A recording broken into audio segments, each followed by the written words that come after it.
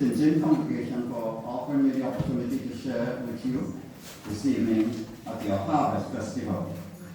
This evening I want to share with you from the reading that was just read from Matthew chapter 13.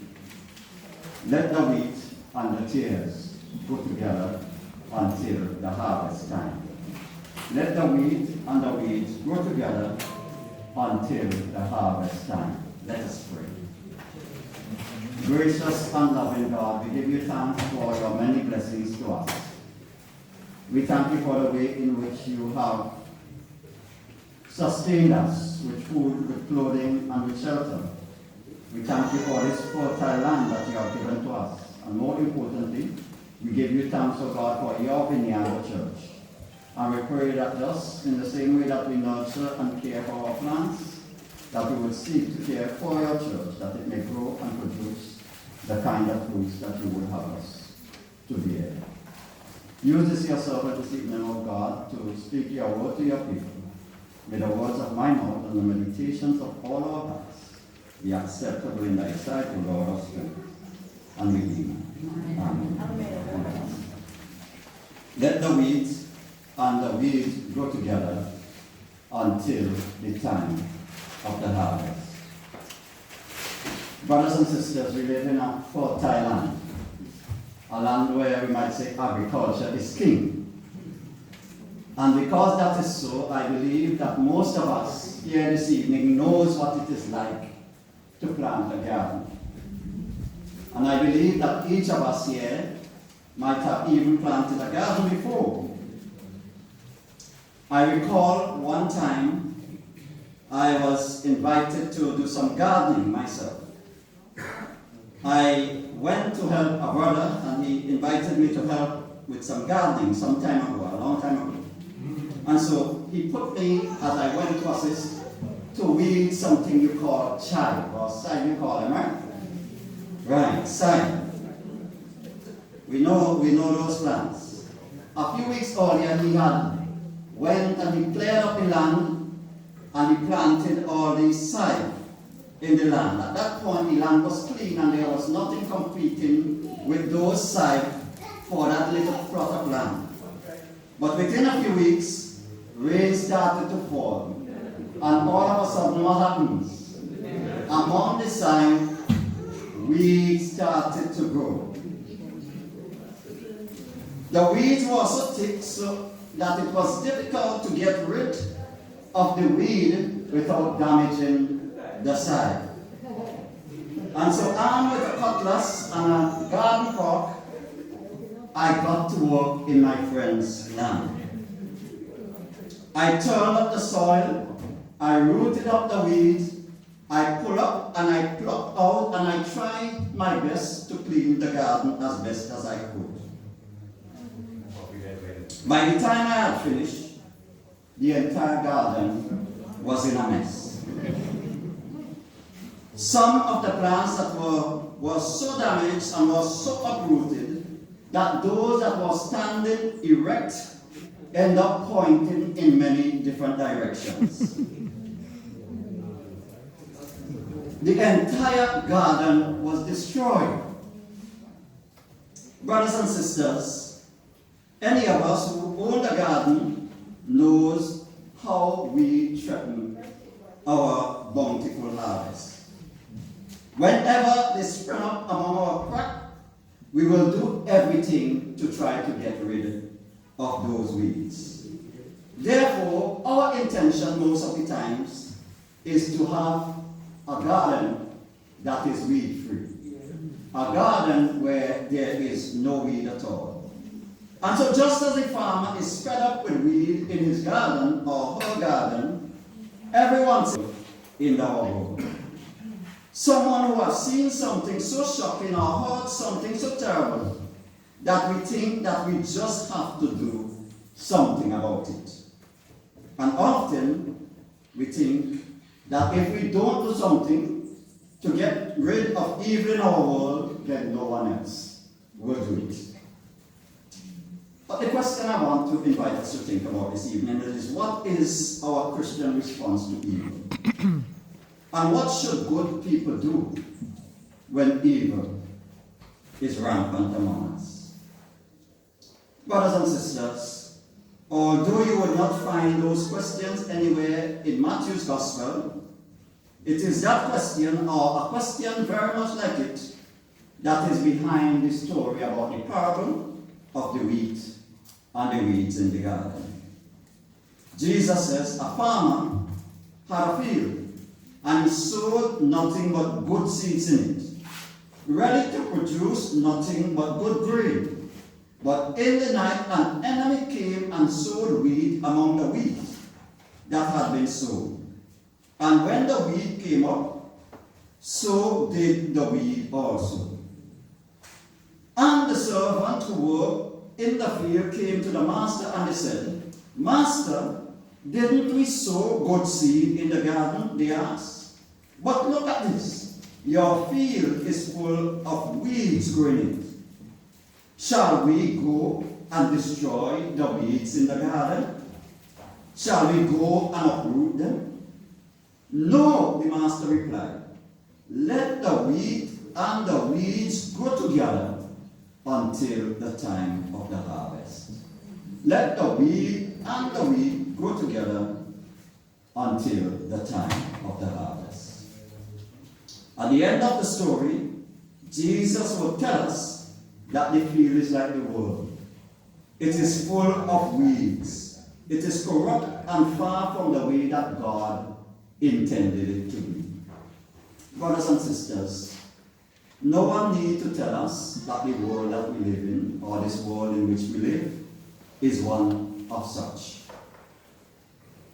You only have to read the newspapers or listen to the news. And do it often enough, you will find yourself shaking your head at the enormous difference between the way that the world is supposed to be and the way that it actually is. Most times, that difference leaves us overwhelmed, and we wonder what we can do about evil in our world. But there may be other times when we are feeling especially outraged when something bad really happens, that we might think that we could do something about it. And like the hired hands in the story, we raise our hands and volunteer to go into the world and rip up evil by its root. And that's when the master says, wait, wait. And that is what in this parable is very surprising. Because exactly what you expect the master to say is exactly what he doesn't say. Especially what you expect from the owner of the field is what you do not get. You might expect him to say, yes, go and pull up the weed as quickly as possible. Go and get rid of all that dirty stuff from in my field. But instead, the master says, no. Let the weed and the wheat grow together until the time of the harvest. Brothers and sisters, if this story is really, as Jesus says, a story about evil in our world, and what is God's response to it, then what Jesus is really saying here is that God doesn't have an immediate plan to uproot evil from our world. God's plan for now is to let it be. And here is why. When the servants volunteered to pull up the weed, the master says, "No, for in gathering them, you will pull up the wheat also." In other words, if you just go into the field and try to pull up all the weeds, you will damage the plants in the process. You see, brothers and sisters, the point in this story is that the type of weed that is referred to in the story is a weed that is called a darner. It was a kind of grass that had a very long and slender blade, that when they were young, they looked exactly like the wheat. And so you had to wait until the harvest time come, when the wheat itself will push up a stalk. And then you will be able to distinguish the difference between the wheat and the wheat. So it would almost be impossible to tell the difference between the wheat and the wheat before the stalk appear at the harvest time. It would be easy to make a mistake if you went into the field and tried to pull up all the weeds. You will be pulling up all the wheat as well with it. And in a frenzy of wheat pulling, you will do more harm than good in the long run. Just as I went into that person's field, my friend's field, and trying to do good, I damaged all the side in the garden. If we try to go into the field when it is not the proper time, to try to weed out, in doing so, we will damage the good crop as well. Brothers and sisters, I want to invite us to think how this same caution might apply when we are dealing with evil in our world. I mean, sometimes it is hard to tell the difference between who is good and who is bad.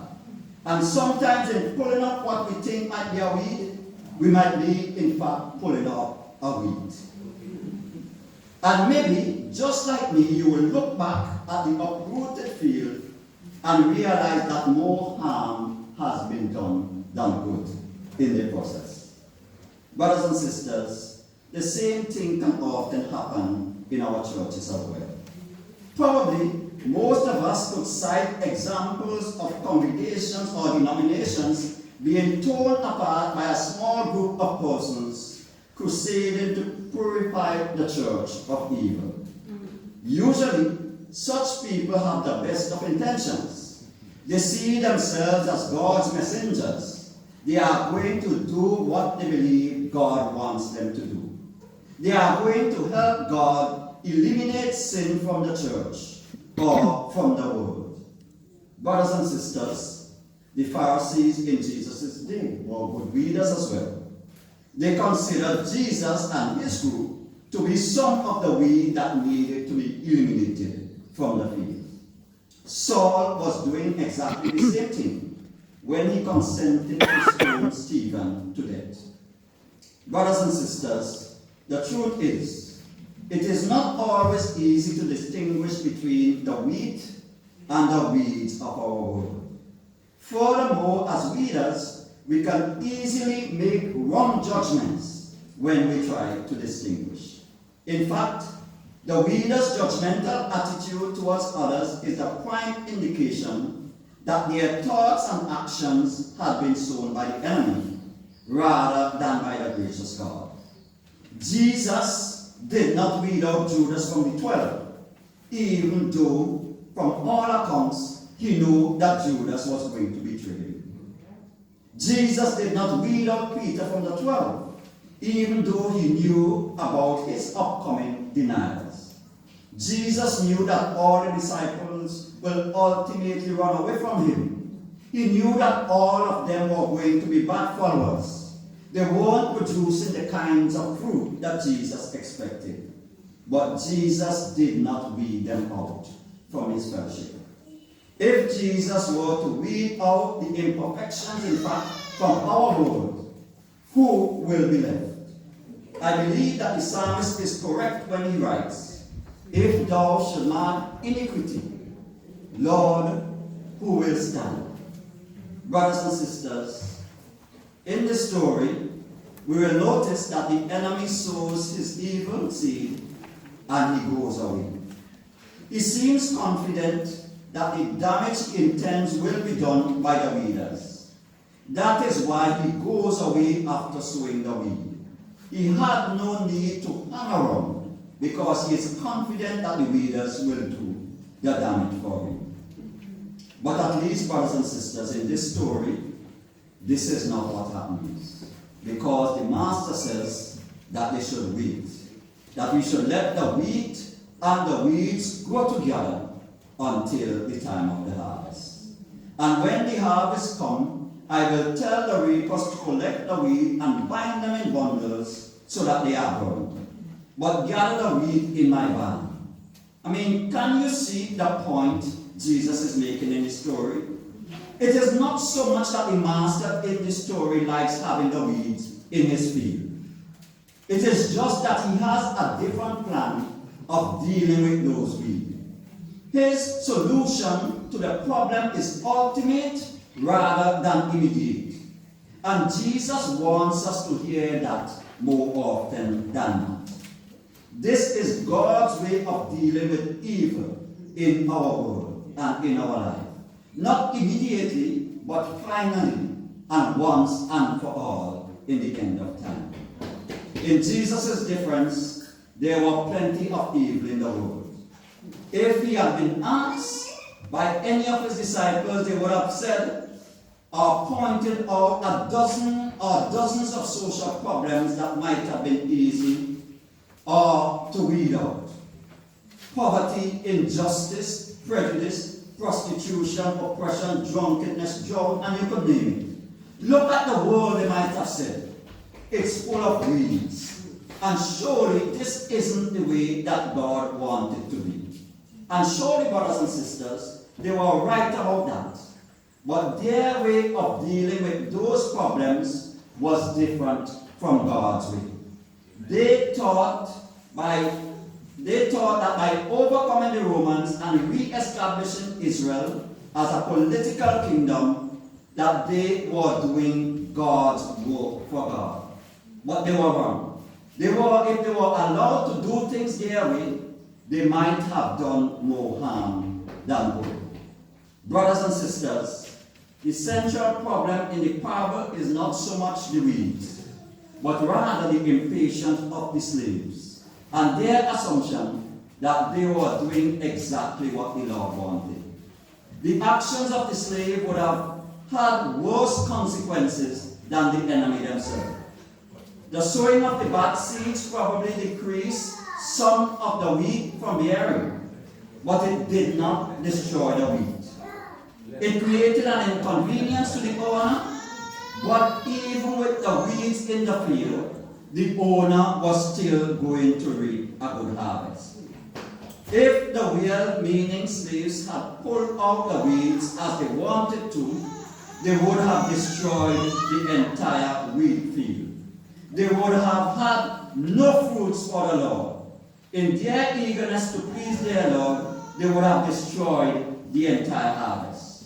The slave could have easily have become more destructive or a more destructive enemy than the enemy themselves. Brothers and sisters, the truth for us, brothers and sisters, is that we must be careful who we choose as enemies. Because in choosing our enemies, sometimes we become just like them.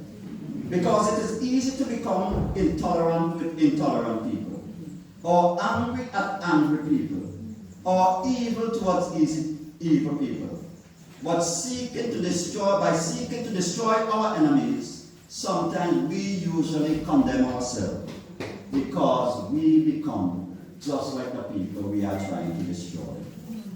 Although the weeds among the wheat in the field is an issue in the parable, it is not a problem that we, God's servants, are going to solve. Especially if the field is defined as the world, as verse 38 indicates. We will not remove all the evil from the world or evil from in our church. Part of the problem, brothers and sisters, is that when the plants are young, you can't tell the weed from the wheat. Both the good and the bad look exactly the same. Often, brothers and sisters, we don't have a proper knowledge to determine who is good or who is bad. The biggest problem in the parable is not so much the weeds, but rather the impatience of the slave, who thought that they knew what the Lord wanted. This parable, as do many of the parables in Matthew, indicates that a time of separation will come. The wheat and the wheat, the good and the bad, the sheep and the goat will be separated from each other. But this takes place in the harvest time. And the harvest time comes on God's timetable and not on ours. In this parable, brothers and sisters, the proper response of God's slave is to patiently wait. Or to use another Matthewan phrase, judge not, that you might not be judged. For with the judgment that you judge, you will also be judged. And the measure that you give, you will also receive. Brothers and sisters, in the meantime, we have to accept the fact that we live in a world that is full of weed rather than wheat. And trying to pull up every plant that look vaguely suspicious, we must let God do the judge. Because the truth is, none of us is completely free from evil. There is more bad in the best of us and more good in the worst of us than any of us might ever know. And all the reason that we leave the sorting out of good and evil for God to do. For our part, we must spend more time trying to be a weed in the world rather than trying to pull up all the weeds. When the harvest finally comes, that is when it matters most. In a world full of weeds, perhaps the best strategy we can adopt as Christians is the strategy of the Apostle Paul in Romans chapter 12, verse 21. He says, do not be overcome by evil, but overcome evil by doing what is good. Brothers and sisters, it is my hope that as we share together in this service, that we can draw the important lessons from this particular passage. Jesus says, let the wheat and the weed grow together until the time of the harvest. It is my hope and prayer that God's presence and God's Spirit will continue to lead us as we continue to seek to live as God's people. Amen.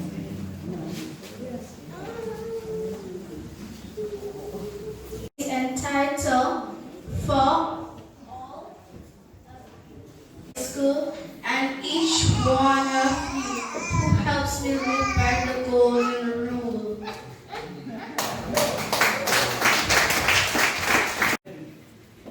This evening I take the pleasure of offering and saying thanks to God first for all that He has helped us to achieve today.